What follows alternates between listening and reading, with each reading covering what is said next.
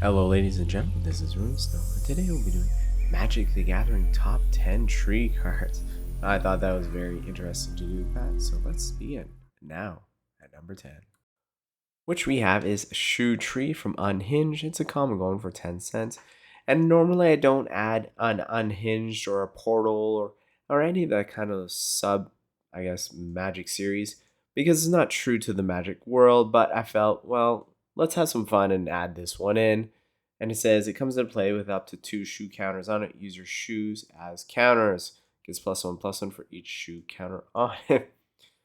All right, well, definitely interesting. I don't know how you play that card with a shoe on it, but I thought this was an interesting card with the picture and the title in it.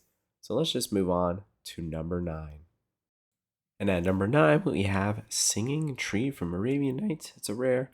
That's right, going for $240. Well, it's only that expensive because of its age. Costs 4 mana for this 0/3 Singing Tree. Tap to reduce attacking creature's power to 0. I feel like at 4 mana, there's so much more you can do if you're using this in a real deck. But when it comes to trees, I have it at number 9 because it's not really helpful in any way. It's just expensive because of its age, other than that. So let's move on to number 8. Is Vitu Gazi, the City Tree. It's from various sets. It's an uncommon going for an average price of 13 cents on the market. I do like the artwork. It does have tap, add 1 to your mana pool, or pay 4, put a 1/1 green sapling creature token onto the battlefield. So that is very impressive. I do say that because there are a lot of cards where you can work around with saplings or tokens or anything kind of like that. And this land can provide you extra tokens if you need that. So let's move on to number 7, which is Treetop Village. I love this card. It's from various sets. It's an uncommon going just for 40 cents on the market. Well, it comes into play tapped. It does suck. It says add 1 green mana to your mana pool, like any other. But it says it becomes a 3/3 green creature with trample until end of turn. This creature still counts as a land. For only 2 mana, basically third turn. It does cost a bit, but it's a land that can turn into a creature. I think that's really cool. And it's an uncommon. So let's move on to number 6. We have Tree of Tales. It's very sets, it's a common, and believe it or not, going for just over $1 on the average price. This one is very impressive because it just says add green to your mana pool. Nothing great, nothing special, but it is an artifact land. That's what makes this very incredible. In the tree card world, not that very impressive because it's just basically a land. But this is an artifact land, which is very playable if you're doing an artifact deck or anything. This is really cool. So let's move on, halfway down the list, to number 5.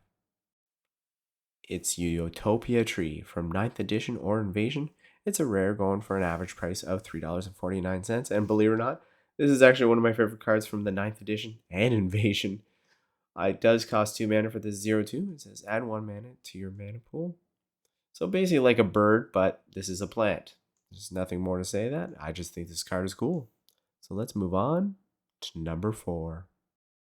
And that's right, we have Hollow Trees from 5th edition or Fallen Empires. It's a rare going for only 81 cents on the market. And if you've seen my videos, you guys know that Fallen Empire lands are actually my favorite lands. I think every land is just incredible for Fallen Empires. That's the only reason why it's at number 4, not at number 1, is because I personally think it's amazing.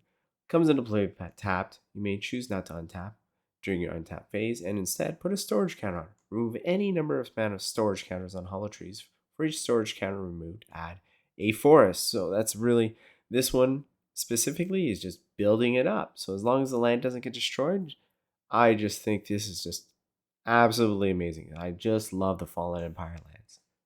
Let's just move on to number 3. We got Tree of Redemption from Innistrad or Master 25. Mythic with an average price of just over $4. And this one is very cool because it does have that, well, exchange your life total with a Tree of Redemption's toughness. So it's a 0/13.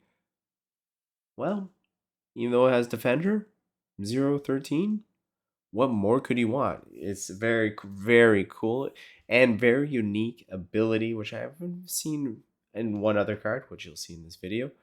Uh, just a very unique card. That's why I like it very much. So let's move on to number 2.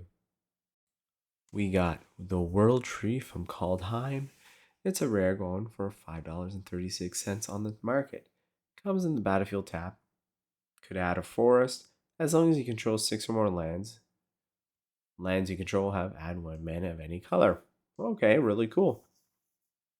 Then for have 2 mana of every color, sacrifice it. Search your library for any number of god cards. Put them onto the battlefield, then shuffle your library. Any number of god cards. Well, if your deck has a lot of these god cards, which is very typical from this series, it's basically game over once you do that.